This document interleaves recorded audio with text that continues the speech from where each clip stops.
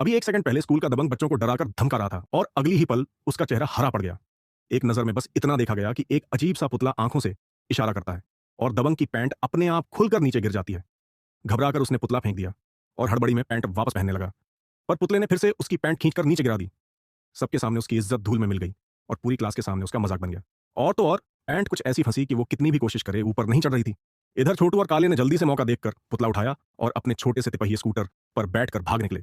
जैसे ही वो दोनों वहां से निकले, तब जाकर दबंग अपनी पैंट पहन सका और साइकिल उठाकर उनके पीछे लग गया। इज्जत बचाना अब उसका मिशन बन चुका था, लेकिन उसे क्या पता था, उसका असली बुरा वक्त तो अब शुरू हुआ है। जैसे ही वो थोड़ा और आगे बढ़ा, पुतला फिर से एक्टिव हो गया। उसने पीछे मुड़कर एक जादू किया और आंगन में पड़ी पाइप हवा में उड़ती हुई आई और सड़क के बीचों बीच आकर अटक गई। नतीजा यह हुआ कि तीनों दबंग जमीन पर धड़ाम से गिरे और सीधे मिट्टी खा गए। छोटू और काले ने मुड़कर देखा तो खुद भी हैरान रह गए, लेकिन पुतला अभी भी बाज नहीं आया। उसने एक बार फिर दबंग की पैंट नीचे गिरा दी। घर पहुंचने के बाद दोनों लड़के हाँफते कांपते अपनी दीदी को पूरा किस्सा सुनाते हैं, लेकिन जवाब में दीदी सिर्फ एक ठंडी हूं कहकर रह जाती है और ऊपर से एक बड़ा सा कपड़ों का ढेर उनकी तरफ बढ़ाते हुए बोलती है, ये सब फोल्ड कर दो। कमरे में वापस आते ही सबसे अजीब बात होती है, पुतला इंसानों की तरह बोलने लगता है। छोटू तो डर के मारे एकदम गीला हो गया।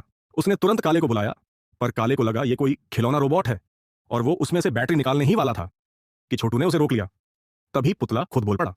उसने बताया कि वो इसलिए जिंदा हुआ है क्योंकि इन दोनों ने उसे एक पुरानी बंद किताब से आजाद किया है और अब वो बदले में मदद करना चाहता है।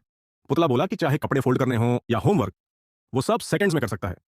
और तो और वो उनकी टूटी हुई एक्शन फिगर्स को भी दोबारा जिंदा कर सकता है ताकि वो असली स्ट्रीट फाइटर जैसा गेम खेल सकें। उसकी पावर्स के साथ तो सब कुछ मुमकिन लगने लगा, लेकिन ये दोनों नहीं जानते थे कि ये पुतला जितना ताकतवर है उतना ही खतरनाक भी।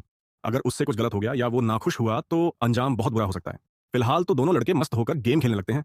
तभी दरवाजा अचानक खुलता है और पुतला फौरन जमीन पर गिरकर डेड बन जाता है। दीदी गुस्से से भरी घर लौटती है और अपने बॉयफ्रेंड को कोसते हुए फोन पर झगड़ती है। पुतला ये सब चुपचाप सुन रहा होता है। उसे पता चलता है कि दीदी ने कल रात अपने बॉयफ्रेंड को किसी और के साथ देख लिया था। यह सुनते ही पुतला गुस्से में भर जाता है।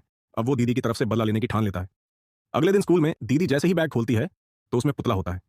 हैरान तो होती है, लेकिन उसे लॉकर में रख देती है। तभी दीदी का वो धोखेबाज बॉयफ्रेंड वहीं पहुंच जाता है। जब सब निकल जाते हैं तो पुतला चुप नहीं रहता। वो कोड लॉक घुमाकर खुद ही लॉकर से बाहर आ जाता है